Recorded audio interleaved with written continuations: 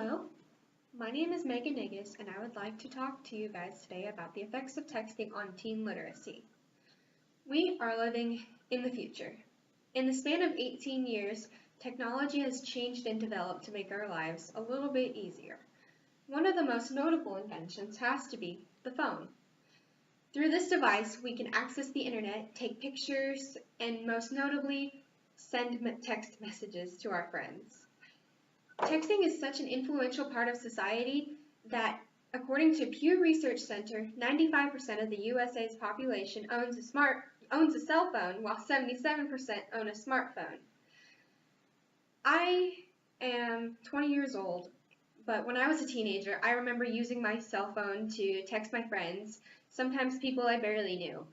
But for the most part, I'd still consider myself to be a young adult and make my own observations because everywhere I go, I see people on their phones. They may be checking social media or making phone calls or even watching a video, but something has come to my attention. Something that you'll only understand if you peel your eyes away from the screen long enough to hear me out. Upon doing my research, I have learned that texting can have both positive and negative effects on teen literacy in terms of grammar usage, verbal reasoning skills, and spelling. The first point I would like to discuss is grammar usage. Think of grammar as a rule book for the English language. It consists of rules and guidelines that people need to follow whenever they talk or write. Grammar usage is very important in determining teen literacy. Unfortunately, when it comes to writing papers or reports, some students fall short. Not because of their poor writing skills necessarily, but in some cases it's because of their grammar. In order to send text messages quickly, people have developed a sort of language called textese. Textese or textisms can include TTYL, LOL, the letter U instead of YOU, or your with UR instead of your. Another form of textese can be LMAO, HRU, SMH, and BRB. This is because back when texting was first developed, people were only allowed to send messages that were 120 characters long. This meant that people needed to get crafty, and thus textisms were born. Some studies regarding this subject resulted in data that either disproves this theory or comes up inconclusive. However, according to a study conducted by the Center for Applied Research in Psychology, it was concluded that there is some evidence that young adults' violation of grammatical conventions when texting may be linked to limited understanding of grammatically related orthographic conventions.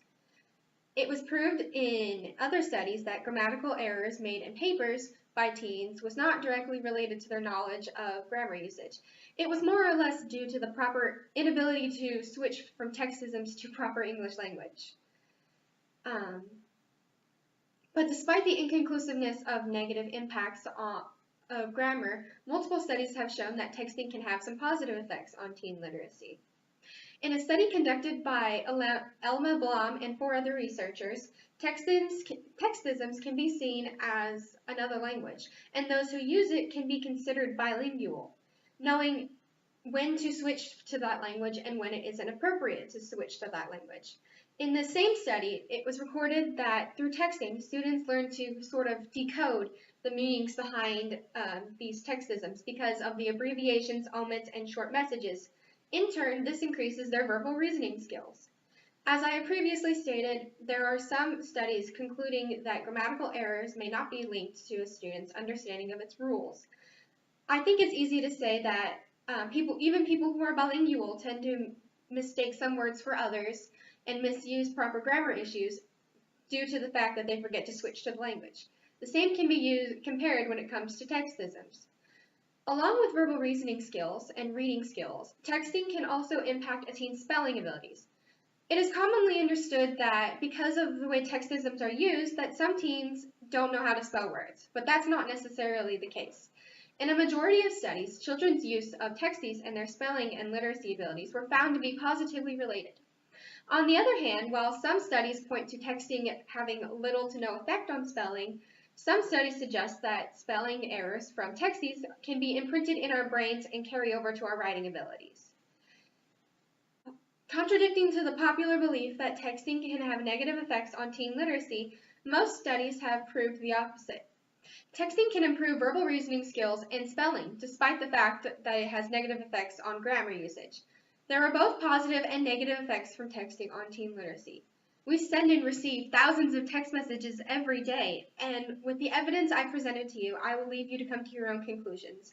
But I think we can all rest easy knowing that texting our friends and family via SMS isn't inherently making us dumber. Thank you for listening and have a great day.